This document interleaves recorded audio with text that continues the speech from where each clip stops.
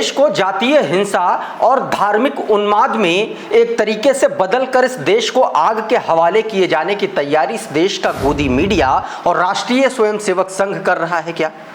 दो ऐसी खबरें निकल के सामने आई हैं जिससे यह साफ पता चल रहा है कि गोदी मीडिया इतना नीचता तक उतर आया है कि साफ तौर पर बहुजनों के गुरु महर्षि वाल्मीकि पर अभद्र आपत्तिजनक टिप्पणी आज तक जैसे चैनल की एंकर अंजना ओम कश्यप कर रही हैं। दूसरी तरफ आरएसएस के एक प्रचारक के साथ मामूली विवाद बाइक को लेकर के, बाइक को कट मारने को लेकर के एक मामूली से विवाद को कैसे आरएसएस और संघियों ने सांप्रदायिक रंग देने की कोशिश कर रहे हैं, वो तस्वीरें, वो कहानी आज मैं सब कुछ आपको बताने जा रहा हूं। सबसे पहले मैं चाहता हूं आप गोदी मीडिया और राष्ट्रीय स्वयंसेवक संघ का ये मिला जुला जो एक तरीके से जातीय और धार्मिक इस देश में उन्माद फैलाने की साजिश है, उसके पीछे की कहानी समझ लीजिए। शुरुआत गोदी मीडिया से करूंगा। अंजना ओम कश्यप ने महर्षि वाल्मीकि की जयंती के दिन आज तक चैनल पर किए गए एक पोस्ट के दौरान, फेसबुक पोस्ट या मेरे ख्याल से ट्विटर की सोशल मीडिया पोस्ट के दौरान उन्होंने एक ऐसी टिप्पणी की, अभद्र ऐसी टिप्पणी की, जिसके बाद से बहुजन समाज के भीतर रोष व्याप्त है। हालात ये है कि SC ST के धाराओं के तहत अंजना ओम कश्यप और अरुण पुरी के खिलाफ मुकदमा दर्ज करवाया गया है। दोस्तों ये जरा खबर पढ़िए। ये लुधियाना पंजाब की खबर है जिसमें यह बताया गया है कि भगवान महर्षि वाल्मीकि के खिलाफ आपत्तिजनक टिप्पणी करने के आरोप में अंजना ओम कश्यप, आज तक चैनल, उसके संपादक अरुण पुरी और एक और media company living media India limited नाम की जो कंपनी है, इन तीनों के खिलाफ FIR दर्ज करवाई गई है। और ये FIR दलित विकास बोर्ड के चेयरमैन की तरफ से पंजाब में दर्ज कराई गई है, जिसमें साफ तौर पर यह कहा गया है, ये बात कही गई है कि अंजना ओम कश्यप ने कथित तौर पर बहुजन समाज के संतों गुरुओं का अपमान किया है, महर्षि वाल्मीकि का अपमान किया है। दोस्तों एक तरफ गोदी मीडिया इस तरीके से दलितों के बीच में जातिगत एक तरीके से संघर्ष को बढ़ावा देने की कोशिश के खेल रच रहा है, और दूसरी तरफ राष्ट्रीय स्वयंसेवक संघ मध्य प्रदेश में दंगे की साजिश रचता हुआ नजर आ रहा है। ये जरा खबर देखिए। न्यूज 24 की हेडलाइन बताया गया कि MP में RSS प्रचारक को पीटा। हुआ दरअसल ये था, उसकी मैं पूरी आपको कहानी बता देता हूं। ये जरा खबर देखिए, दैनिक भास्कर की जो हेडलाइन है इसमें देखिए क्या बताया गया। RSS प्रचारक से मारपीट, दो समुदाय भिड़े। मामला दो समुदायों के बीच का है। हुआ दरअसल ये कि बैतूल का एक इलाका है मुल्ताई, वहां पर RSS के जो प्रचारक हैं वो बाइक से जा रहे थे। इसी दौरान दो बाइक सवार आते हैं और उनको आगे से कट मार देते हैं। इसी कट मारने की छोटी सी घटना को लेकर के सीधे तौर पर उसको संप्रदाय से जोड़ दिया गया, धर्म से जोड़ दिया गया और धार्मिक उन्माद फैलाने की कोशिश की गई। हालात ये हो गए कि RSS के सैकड़ों लोग, हजारों लोग पुलिस थाने से लेकर के आरोपियों को घरों तक को उन्होंने घेर लिया। दावा यह भी किया जा रहा है कि तोड़फोड़ की है, कई जगहों पर बाइकों को तोड़ा गया है, ठेले हटा दिए गए हैं, पलट दिए गए हैं। इस तरीके की भी खबरें सामने आ रही हैं। पूरा मामला RSS के प्रचारक, जिला प्रचारक शिशुपाल यादव से जुड़ा हुआ है। शिशुपाल यादव बाइक से किसी काम से निकले थे। इसी दौरान एक मोड़ पर कुछ युवकों ने इनकी बाइक से कट करते हुए आगे निकल गए, बता रहा टक्कर मार दिया, कट मार दिया। उसके बाद में इन दोनों ही लोगों में कहासुनी हुई तो ये भाई साहब अकेले थे, वो 2-3 लड़के थे, उन्होंने इनको धर के कूट दिया। और जब कूटा गया तो बिलबिलाए हुए ये लोग, जो मामला सीधे तौर पर गुंडई का था, जो मामला सीधे तौर पर मारपीट का था, उसको धर्म से जोड़ करके, संप्रदाय से जोड़ करके एक तरीके से दंगे जैसी परिस्थितियां बनाने की कोशिश की गई। उसके बाद मारपीट की तस्वीरें भी आई सामने। बताया गया कि इस पूरे मामले में जबरदस्त तरीके से प्रदर्शन किया गया। आरोपियों को घरों को घेरा गया, वहां पर भी तोड़फोड़ की गई।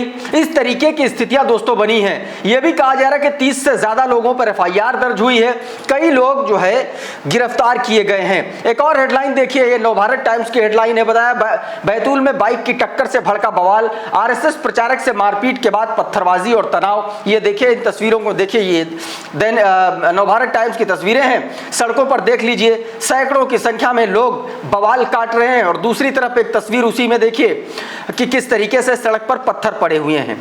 यही परिस्थितियां आप देखिए कि एक छोटा सा मामला, उसको किस तरीके से एक बड़े मामले का रंग देने की कोशिश की गई है।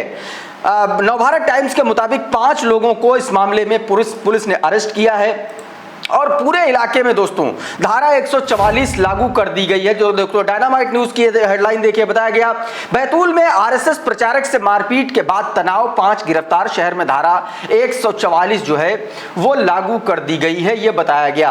विवाद कैसे शुरू हुआ ये मैंने आपको बताया। उसके बाद में डीएम, एसपी, तमाम सारे बड़े प्रशासनिक अधिकारी मुल्ताई पहुंचते हैं, वहां पर मार्च करते हैं और उसके बाद भी ये बताया जा रहा है कि मामला जो है अभी भी एक तरीके से तनावपूर्ण बना हुआ है।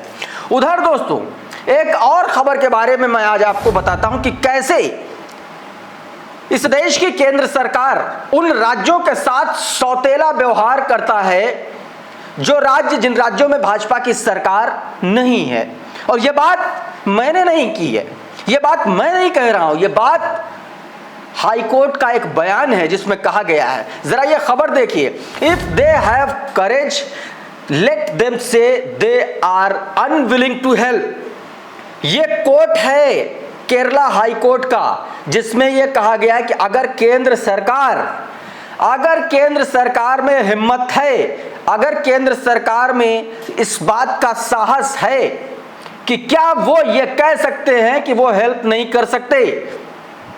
ये मामला दरअसल केरला से जुड़ा हुआ है। दयाशंकर मिश्रा ने ये पूरा मामला ट्रांसलेट किया है हिंदी में, आपकी स्क्रीन पर है, देखिए जरा मैं बता रहा हूं आपको। बताया गया कि केरल हाईकोर्ट ने मोदी सरकार को वायनाड की प्राकृतिक आपदाओं से जूझती जनता की मदद से इनकार के लिए फटकार लगाई है।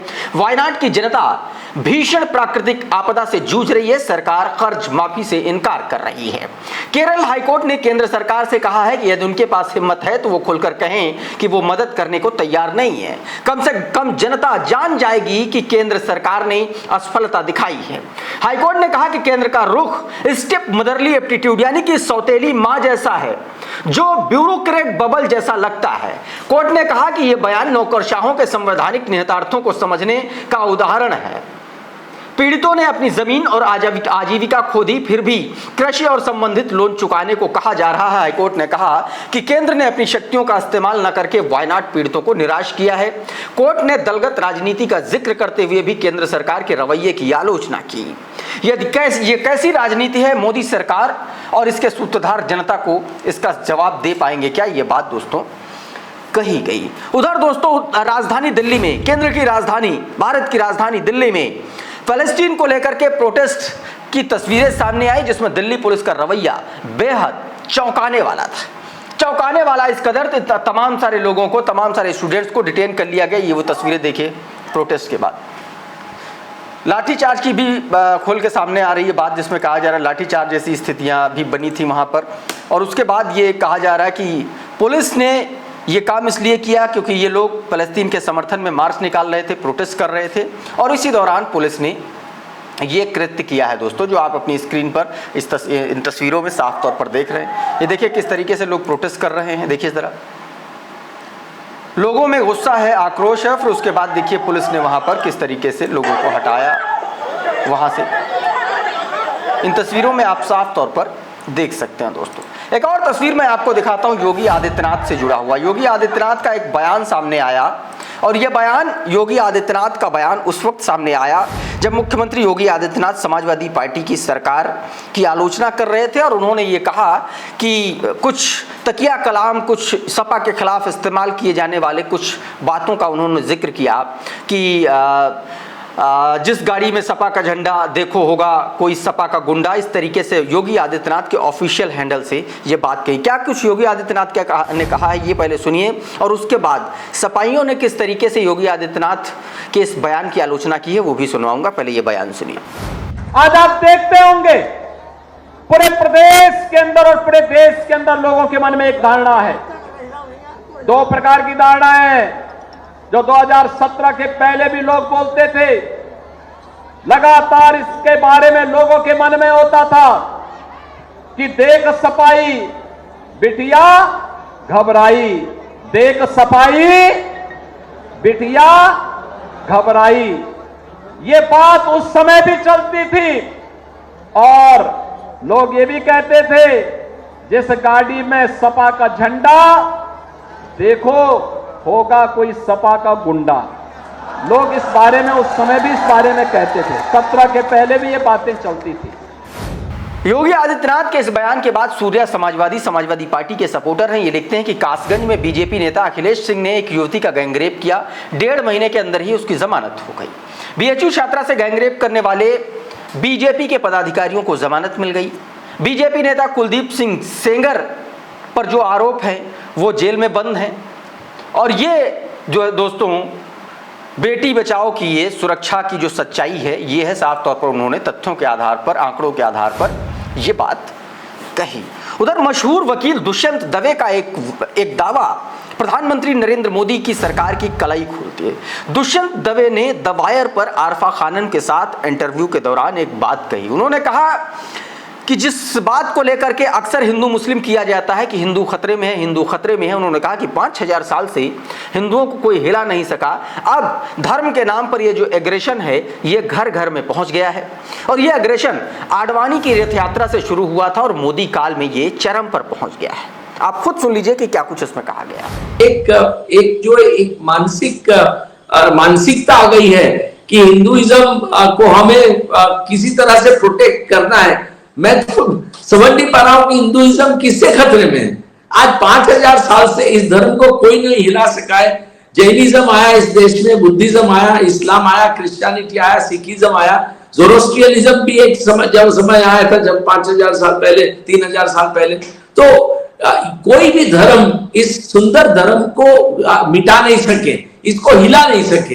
तो आज कोई ऐसा खतरा है नहीं देश के ऊपर, देश के धर्म के ऊपर, कि हमें ऐसी हरकतें करनी चाहिए, हमें ऐसी सोच करनी चाहिए।